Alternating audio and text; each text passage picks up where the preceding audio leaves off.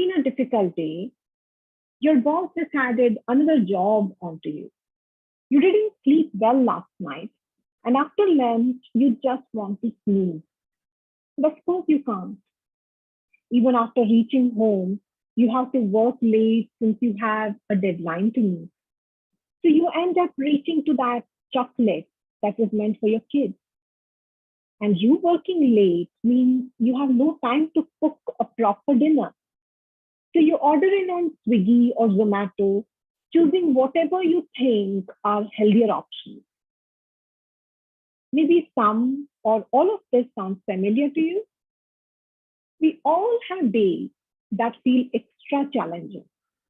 On those days, we might reach out to comfort eating more. And these days, everything is so hectic and so stressful that many of us are becoming addicted to these junk foods. If so, you are not alone. This is a common reaction when you're feeling stressed. My name is Dr. Rashmi, and this talk is about unhealthy cravings and what to do about them. Like I said, you are not alone in this. Even I have gone through all these processes, and most of this is coming from my own experiences with craving for food.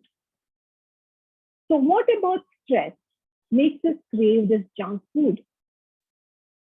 Basically, this is a basic survival mechanism. So, we have what is known as a natural fight and flight stress response.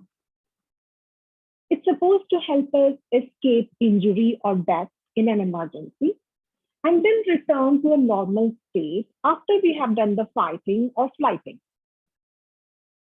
Fortunately for most of us, we are not in that zone of fight and flight. But unfortunately, this has become a long-term habitual reaction. And when our body or mind is in a state of fight and flight, it feels the need for an instant hit of energy to either fight or to flight. This boost of energy comes from fat and sugar. And this boost of energy also has a dipping. So when we eat fat and sugar, we get an emotional high and we feel good emotionally. So for that time being, the stress seems to go away. But the drawback is that after the high comes a deep low and we crave more sugar and more fat. Now, this is also taken advantage of by the food industry to create what is called as a bliss point. As we all know, food companies employ food scientists to create foods that have taste and textures that are very hard to resist. It's their job to find that perfect bliss point of food being manufactured so that they will have more consumers. Most of these food combinations of flavors are not naturally there to be available. For example, if most of the people, if they're given a plate of sugar and a mug of fat, they will not find it very appealing. But combining these two together with some flavors and some other stuff creates what? Creates cakes and biscuits and ice creams and burfis and laddu, which almost all the people find irresistible. The next point of what happens and why we crave junk food is sleep. As in the former example, sleep makes us very tired, and then we require more energy during the day. And we need instant energy to cope up with all our responsibilities, all the stress around us. That's another reason why we reach out for these junk foods. So here is what we do. We crave all this stuff. We crave the sugary drinks, we crave the sugary sweets, we crave the salty and fatty stuff, the cookies, all of which sound danger for our body. All these junk foods tend to be high in fat, high in sugar, high in salt. All of this, which makes our taste buds attuned to these flavors and craving for more and more, while all these food are low in nutrients that leave us having low in energy, not having a healthy body. Also, most of these food have additives, which actually make us addicted to all of these food products. But what can we do about it?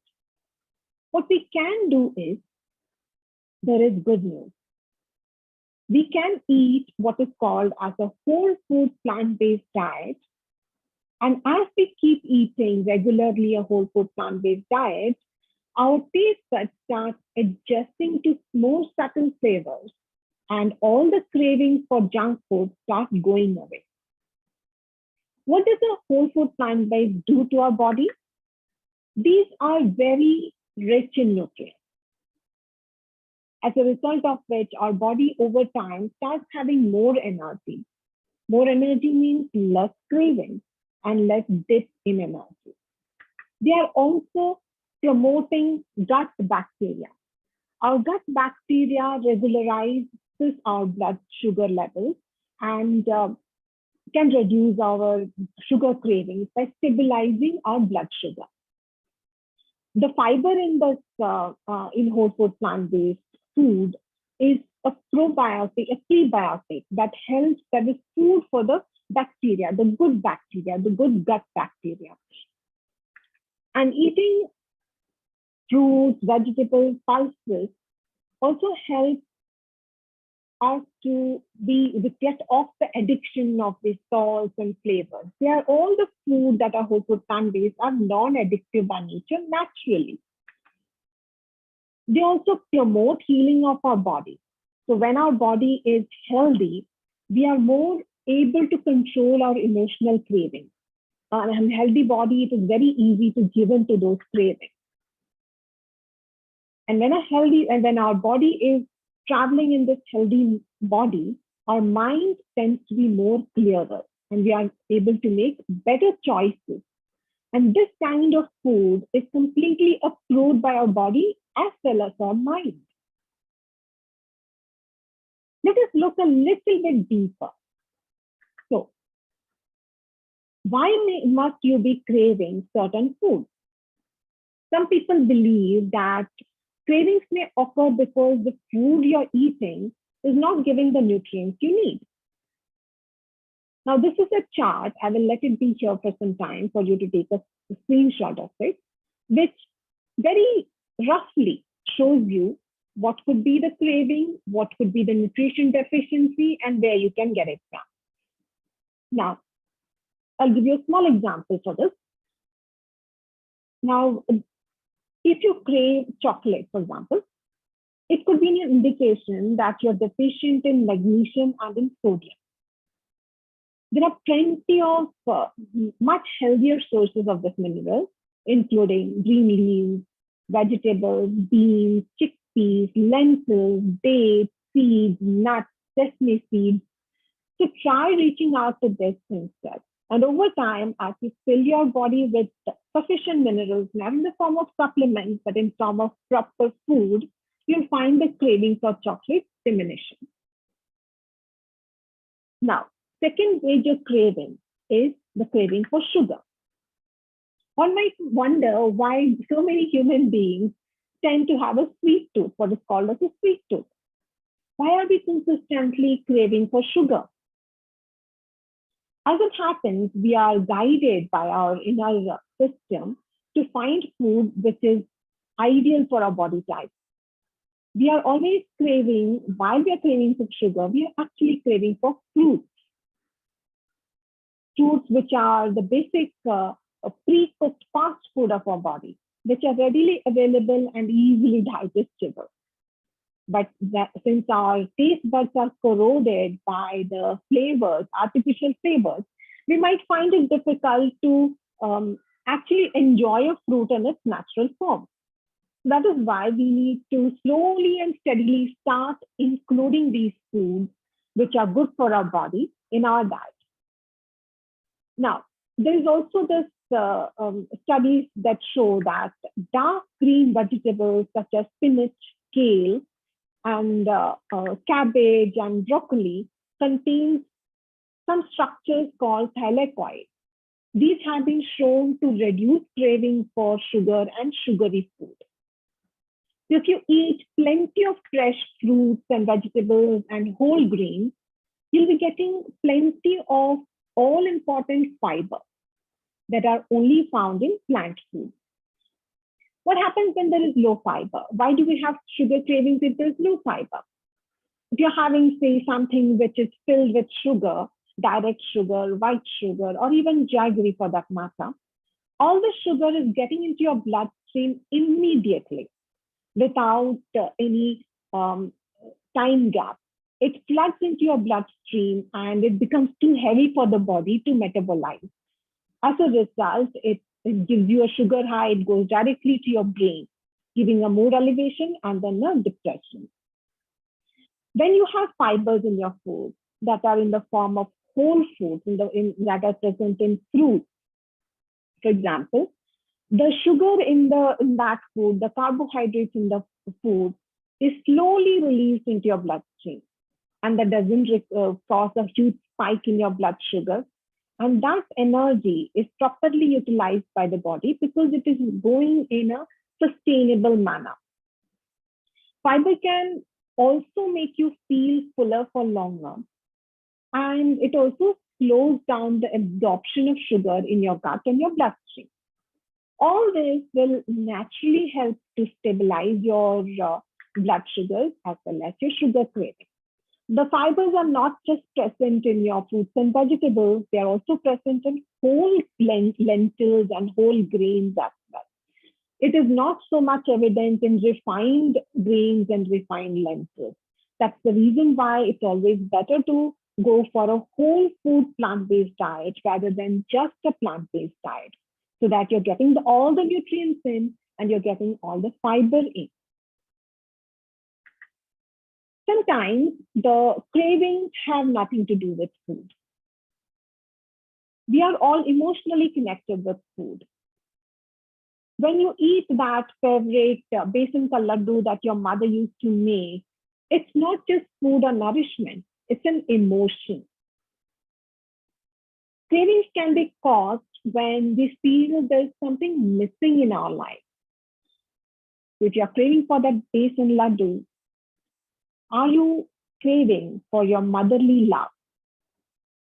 Sometimes food becomes the easiest way to try to fill that void. It is a very similar mechanism as to some people using alcohol or some people having a compulsive need to shop. It's an addiction, basically. All things, when overdone, become an addiction, become harmful for us. Food is the same. As much as we require food for survival, overdoing food is harmful and addictive. You're not always aware of what we are trying to fill. So what do we do?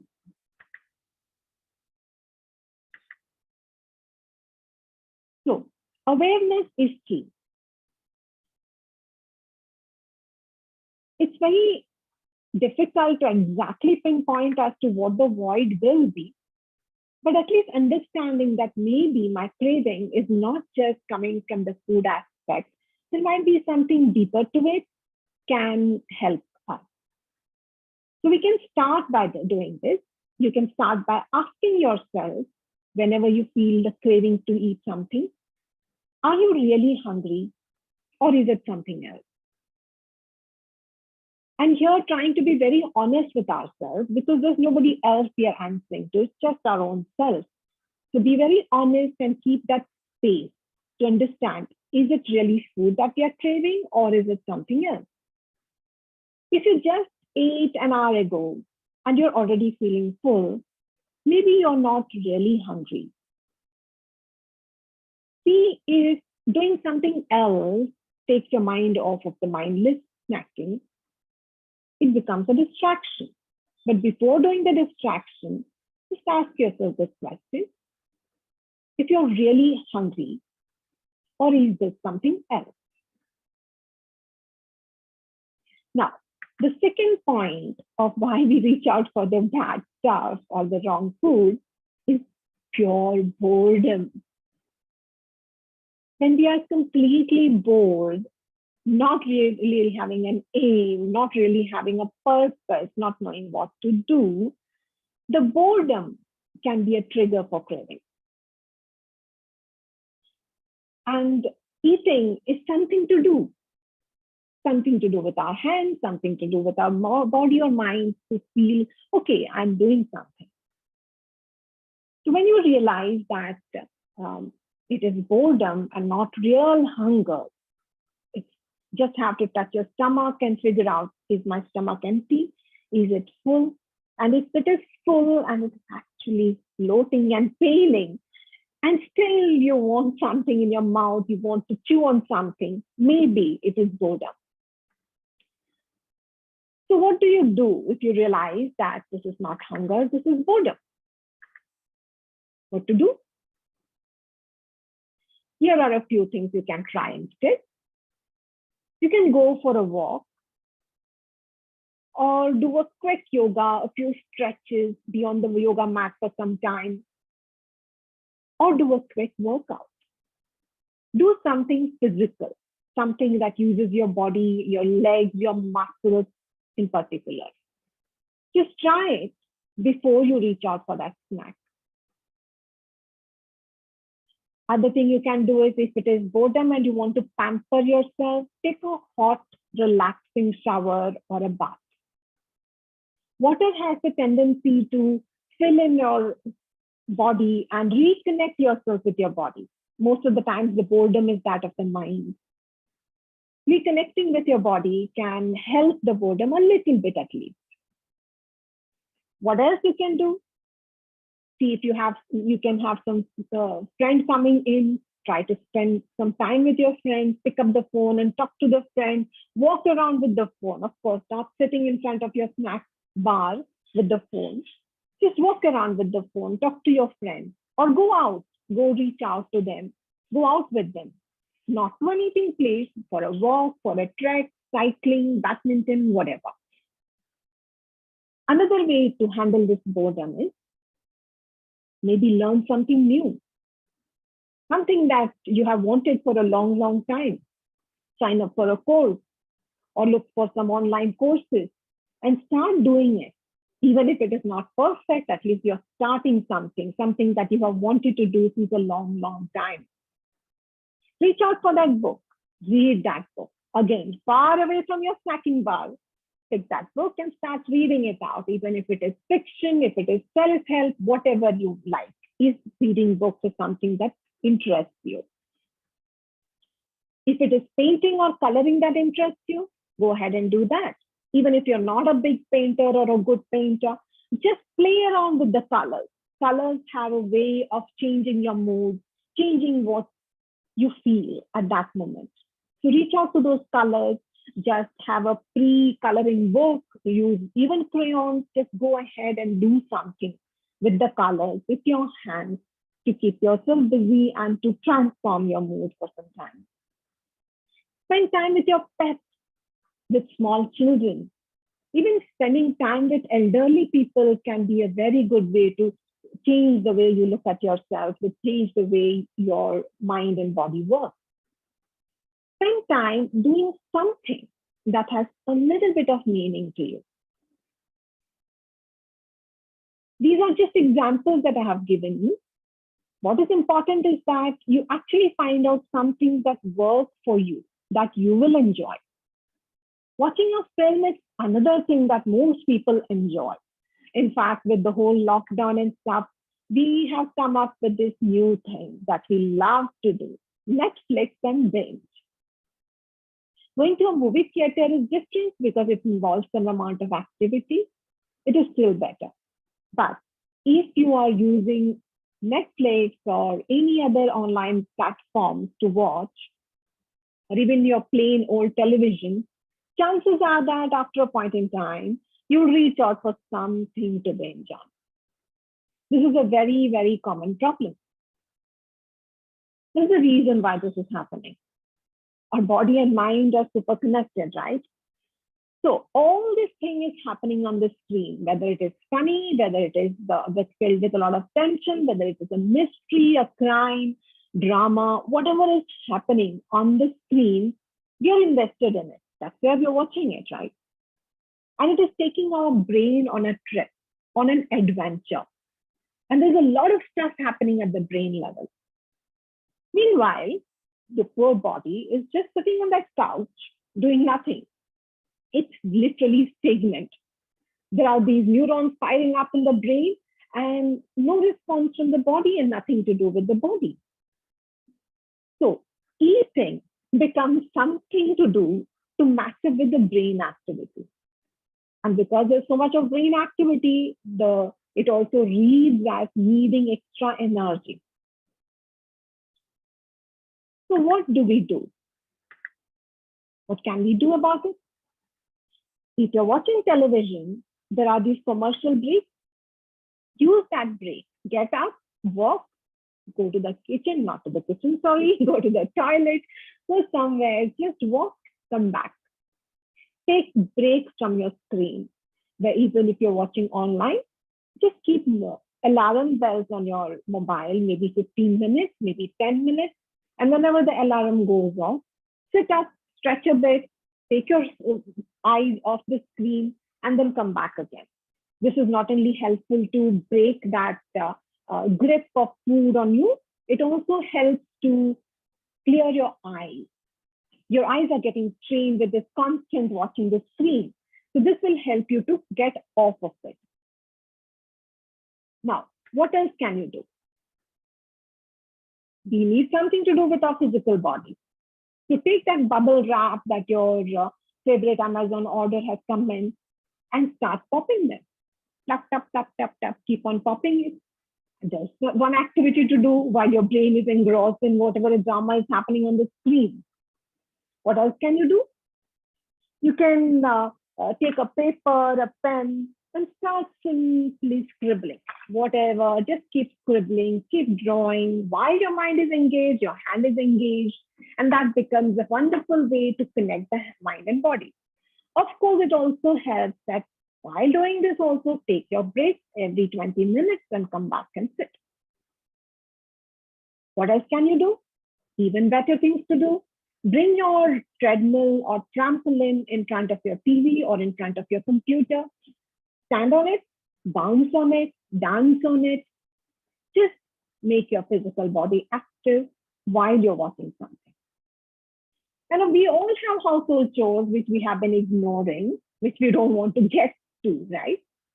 So while you're watching your favorite drama, your favorite movie on your Netflix, keep it on the dishwashing table somewhere away from the water and do your dishes. Do your cleaning, do your folding of your dresses, do all your dusting, whatever you need to do around the house, do it while watching your favorite serial. And nowadays, everything is on your laptop, on your computer, so you can carry it around everywhere. Take advantage of technology. The same way as our lazy mind and our craving have taken advantage of the technology, let's consciously take advantage of it and get at least some chores done so that we know that we are not completely in the full of the food, not completely in the full of what is keeping our mind and body stagnant.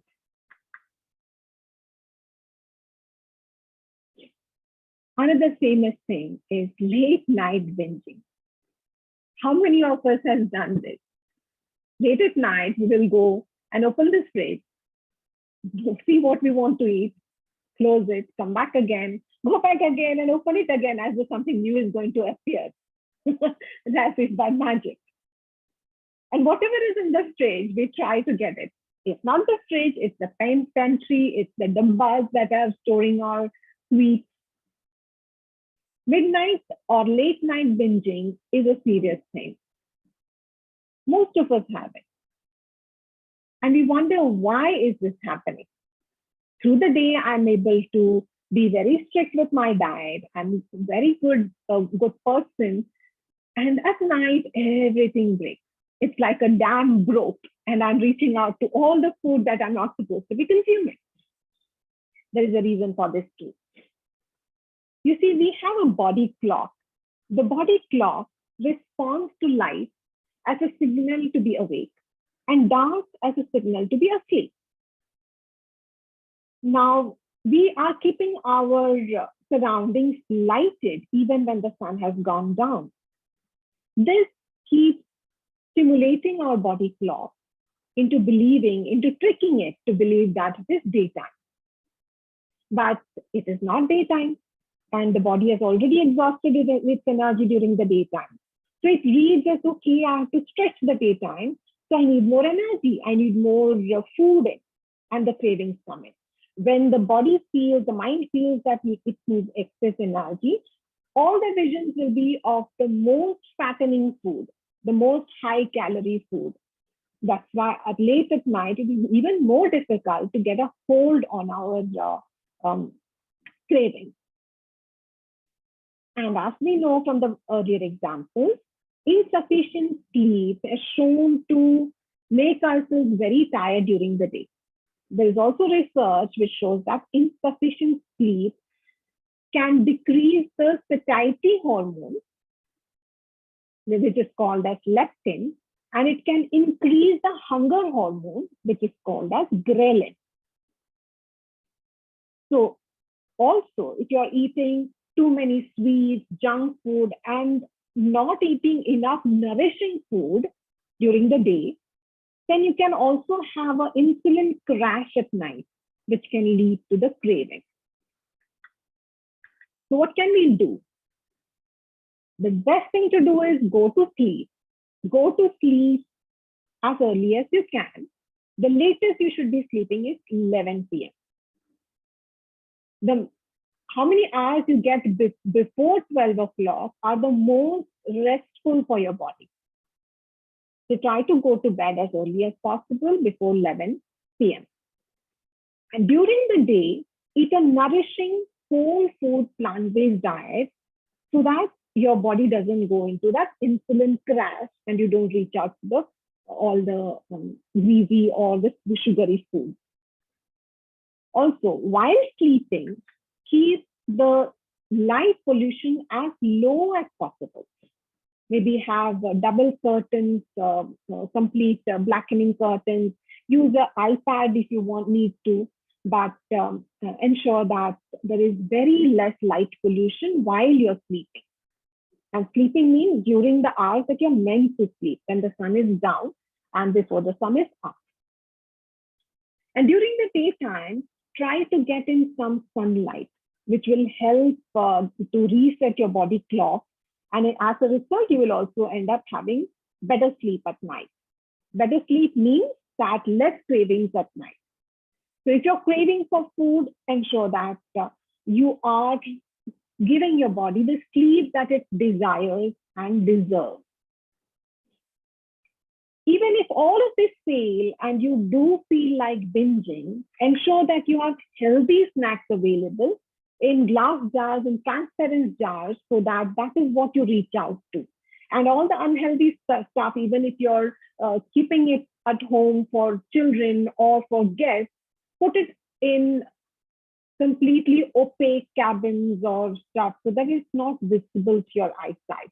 To keep the only healthy sites visible, healthy snacks visible, and the other stuff out of your sight.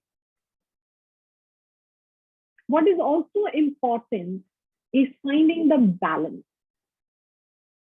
Finding the balance between your mind and your body. It's when we are in balance that we tend to go into these cravings.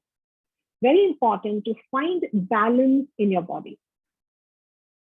By getting in touch with what you're craving for that is not food, you can over time learn ways to respond to how you're feeling and find ways to meet those needs of yours, which are not food, rather than automatically reaching out for food. So in time, you can develop a greater understanding of the connection between what you're eating, why you're eating, and how you feel. And this can be very powerful in helping you to remain more in control and to be able to make the choices that support your health and your goals. One of the best ways to do this is to have a practice of reflection. At the end of the day, reflect on the day and note down how you were feeling. This you can do by maintaining a daily journal, and alongside it, also maintain a food journal so that you can connect with what food you're reaching out for automatically and connect it with the emotions you were feeling maximum during the day. Now, we are human beings, right? All these bad food habits have been created since ages and ages. So we cannot expect ourselves to directly jump into a healthy lifestyle just overnight. That's not fair to expect that of ourselves. So it's natural that we may slip.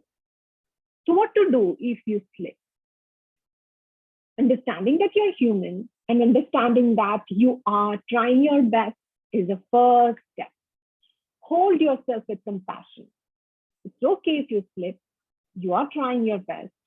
And understanding that I have slipped is a good positive step, right? So have that compassion for yourself. Secondly, aim for small steps. Look at where you are.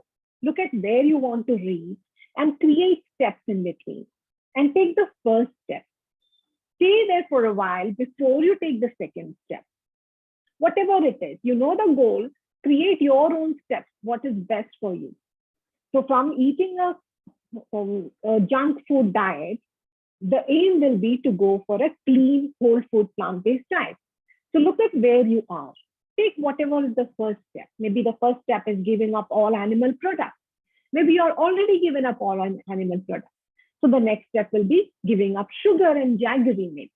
Whatever it is for you, choose that step and stay there for a while and then go for the next step. And always, always pat yourself on the back for doing those small steps. And even if you do end up giving into your cravings, do that mindfully. So if you were craving for that piece of chocolate, take that chocolate, place it beautifully on a plate, sit down. Don't just gobble it up as though the faster it goes and nobody's going to notice. That never happens. Your body always, always notices.